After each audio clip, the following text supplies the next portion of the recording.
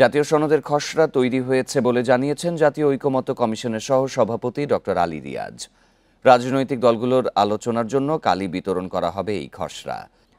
এ নিয়ে আরও জানাতে রাজধানীর ফরেন সার্ভিস একাডেমি থেকে যোগ দিচ্ছেন সহকর্মী সাজ্জাদ হোসেন। সাজ্জাদ, ঐকমত্য কমিশনের সাথে আজকের সংলাপে মূলত কোন বিষয়গুলো বেশি প্রাধান্য পাচ্ছে? বান্ডেল থাকলে প্রতি সেনমানিতে টাকা বাঁচবে। বিকাশ সেনমানি বান্ডেল কিনে জিতুন প্রতি লেনদেনে।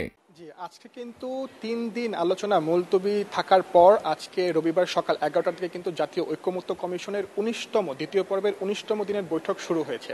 আজকের আলোচনার বিষয় 3টি। আমি যদি আপনাদের একটু 3টি বিষয় জানিয়ে রাখি, রাষ্ট্রীয় মূলনীতি, নাগরিক অধিকার সম্প্রসারণ এবং পুলিশ কমিশন গঠন, এই 3টি বিষয় নিয়ে কিন্তু আজকে মূলত আলোচনা হবে।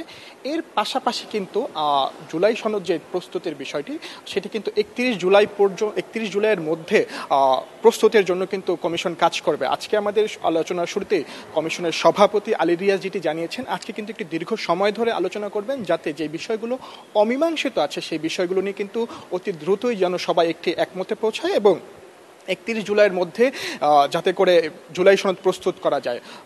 কমিশনের সভাপতি আমাদের যেটি জানিয়েছেন, জুলাই সনদের একটি খসড়া কিন্তু ইতিমধ্যেই প্রস্তুত করা হয়েছে। আগামীকাল এটি কিন্তু রাজনৈতিক দলগুলোর প্রতিনিধির কাছে হস্তান্তর করা হবে। তাদের নিজ দলীয় ফোরাম এবং নিজেদের মধ্যে আলোচনা করে যদি কোনো সংস্কার থাকে সেটি আবার কমিশনের সামনে উপস্থাপন করে দ্রুত যাতে জুলাই সনদটি প্রস্তুত করা হয়। আর আজকের আলোচনার বিষয়গুলো যদি আমি একটু বলে রাখি, আজকের আলোচনার বিষয়গুলো ছিল রাষ্ট্রীয় মূলনীতি। রাষ্ট্রের যে মূলনীতিগুলো ছিল, এটি কিন্তু এর আগেও 21 জুলাই কিন্তু এই বিষয়ে আলোচনা হয়েছে। তখন কিন্তু বিপ্লবী ওয়ার্কার্স পার্টির পক্ষ থেকে একটি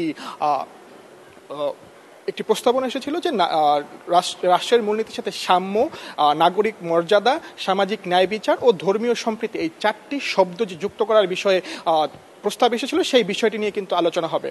আর পুলিশ কমিশন গঠন, আজকে আলোচনা শুরুই হয়েছে কিন্তু পুলিশ কমিশন গঠনের বিষয়ে কমিশনের সভাপতি আলোচনা শুরুতে যেটি জানিয়েছিলেন, বিগত 16 বছরে পুলিশ বাহিনীর ভূমিকা নিয়ে কিন্তু একটি প্রশ্ন ছিল এবং বিগত জুলাই আন্দোলনেও কিন্তু পুলিশ বাহিনীর ভূমিকা নিয়ে একটি প্রশ্ন ছিল। সেই বিষয়টিকে মাথায় রেখে কিন্তু পুলিশ বাহিনীর সংস্কার এবং একটি কমিশন গঠনের বিষয়ে কিন্তু মোটামুটি সবাই একমতে পৌঁছেছেন।